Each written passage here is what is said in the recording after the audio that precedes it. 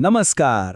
अच्छा, अशी कल्पना करा की एक आग आहे जी जळण्यासाठी लाकूड वापरतेय, पण जळतानाच ती वापरलेल्या लाकडापेक्षा जास्त लाकूड तयार सुद्धा करतेय. ऐकायला अशक्य वाटतंय नाही का? पण भारताने अणु ऊर्जेच्या क्षेत्रात हेच अशक्य वाटणारं काम शक्य करून दाखवलं आहे. तर चला या एका प्रकारे जादुई वाटणाऱ्या अणुभट्टीबद्दल जरा सविस्तर जाणून घेऊया. तर कळीचा प्रश्न हाच आहे, एकीकडे इंधन जळत असताना दुसरीकडे तेच इंधन तयार कसं होऊ शकतं? हे नेमकं विज्ञान आहे की जादू? आणि खरं सांगायचं तर ह्या एका प्रश्नाच्या उत्तरातच भारताच्या संपूर्ण अणुऊर्जा कार्यक्रमाचं भविष्य दडलेलं आहे. आणि आज हा प्रश्न काही फक्त एक थिअरी राहिलेली नाहीये, कारण नुकतीच एक अशी घटना घडलीये ज्याने या प्रश्नाचं उत्तर तर दिलंच आहे, पण त्याचबरोबर भारताला जगाच्या अणुऊर्जा नकाशावर एका वेगळ्याच उंचीवर नेऊन ठेवलं आहे. ही ऐतिहासिक घटना घडली तामिळनाडूच्या कल्पाक्कममध्ये. इथे आपल्या प्रोटोटाईप फास्ट ब्लीडर रिॲक्टरने म्हणजे PFBRने एक खूप मोठा आणि महत्त्वाचा टप्पा गाठला. त्या टप्प्याचं नाव आहे फर्स्ट क्रिटिकॅलिटी. आता हा शब्द जरी थोडा टेक्निकल वाटला तरी त्याचा अर्थ खूप सोपा आणि तितकाच जबरदस्त आहे. तर मग फर्स्ट क्रिटिकॅलिटी म्हणजे नेमकं काय? अगदी सोप्या भाषेत सांगायचं तर हा तो क्षण आहे जेव्हा अणुभट्टीचं इंजिन खऱ्या अर्थाने सुरू होतं. म्हणजे अणुभट्टी स्वतःच्याच ऊर्जेवर एकदम नियंत्रित पद्धतीने काम करायला सुरुवात करते. या क्षणापासून ती फक्त एक निर्जीव बांधकाम न घाता एक कार्यरत, जिवंत अणुभट्टी बनते.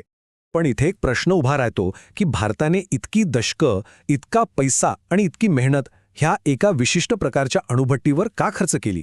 याचं उत्तर दडलंय एका मोठ्या विरोधाभासात. म्हणजे भारताची जी प्रचंड ऊर्जेची गरज आहे आणि आपल्याकडे जी उपलब्ध साधनं आहेत यांच्यातल्या मोठ्या तफावतीत. हे चित्र बघा, हे भारतापुढचं सगळ्यात मोठं कोडं दाखवतंय. एका पारड्यात आहे युरेनियम, जे अणुभट्ट्यांचं मुख्य इंधन आहे, पण ते आपल्याकडे खूपच कमी आहे. आणि दुसऱ्या पारड्यात आहे थोरियमचा अक्षरशः डोंगर, ज्याचा साठा जगात सगळ्यात जास्त आपल्याकडे आहे. पण अडचण ही आहे की हे थोरियम आपण थेट इंधन म्हणून वापरूच शकत नाही. मग आता करायचं तरी काय? एकीकडे कमी युरेनियम आणि दुसरीकडे वापरता न येणारं थोरियम? या कोड्याचं उत्तर अनेक दशकांपूर्वीच डॉक्टर होमी जहांगीर भाभा यांनी शोधून ठेवलं होतं. त्यांनी एक अशी जबरदस्त दूरदृष्टीची 3 टप्प्यांची योजना आखली, जी अक्षरशः कचऱ्यातून संपत्ती निर्माण करणार होती.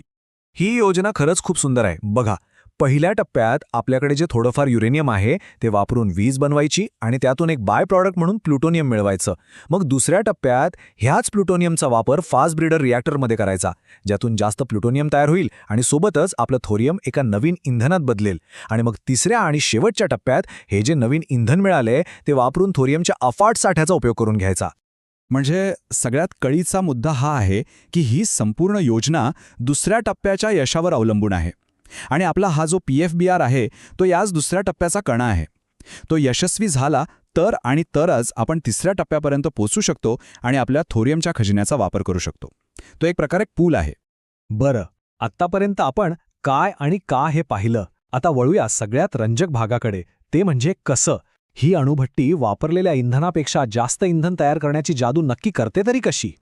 हे उदाहरण या अणुभट्टीचं काम अगदी परफेक्ट शब्दात सांगतं.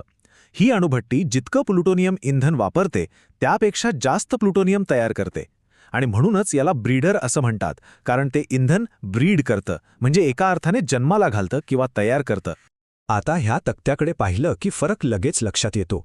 डावीकडे आहे सामान्य अणुभट्टी, ती युरेनियम वापरते. पण आता उजवीकडच्या आपल्या फास्ट ब्रीडर रिॲक्टरकडे पहा, तो प्लुटोनियम वापरतो. आणि आउटपुटच्या रकान्यात बघा, तो वापरलेल्या प्लुटोनियमपेक्षा जास्त प्लुटोनियम तर तयार करतोच, पण सोबतच थोरियमपासून नवीन इंधनही बनवतो. हीच तर खरी क्रांती आहे. आणि हे जे काही किचकट तंत्रज्ञान आहे ना, ते आत्मसात करणं अजिबात सोपं नाही. म्हणूनच हे यश किती मोठं आहे हे या एका आकड्यावरून लक्षात येतं. भारत आता रशियानंतर व्यावसायिक स्तरावर फास्ट ब्रीडर अणुभट्टी चालवणारा जगातला फक्त आणि फक्त दुसरा देश बनला आहे. हे म्हणजे एका इलीट क्लबमध्ये सामील होण्यासारखं आहे. तर तंत्रज्ञान तर एकदम भारी आहे, यात शंका नाही. पण या यशाचा अर्थ केवळ प्रयोगशाळेपुरता मर्यादित नाहीये. याचा थेट संबंध भारताच्या भविष्यातल्या ऊर्जा सुरक्षेशी आणि आत्मनिर्भर भारत या आपल्या मोठ्या संकल्पनेशी आहे.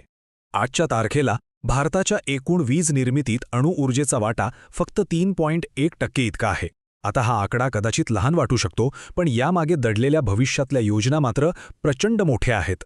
आणि ही स्लाईड तीच प्रचंड मोठी महत्त्वाकांक्षा दाखवते. आजची आपली क्षमता जी या छोट्या बारने दाखवली आहे ती आहे सुमारे 8.78 गिगावॅट. पण 2047 सालचं आपलं ध्येय बघा, 100 गिगावॅट. ही जवळपास 12 पटीने मोठी झेप आहे. आणि ही जी 100 गिगावॅटची प्रचंड झेप आहे ती घेण्यासाठीच PFBR सारख्या अणुभट्ट्या खूप महत्त्वाच्या आहेत. हे एक यश म्हणजे केवळ एक घटना नाही, तर भारताच्या 2070च्या नेट झिरो ध्येयाकडे जाणाऱ्या रस्त्यावरचा एक महत्त्वाचा मैलाचा दगड आहे. ही टाईमलाईन भारताचा पुढचा मार्ग एकदम स्पष्ट करते.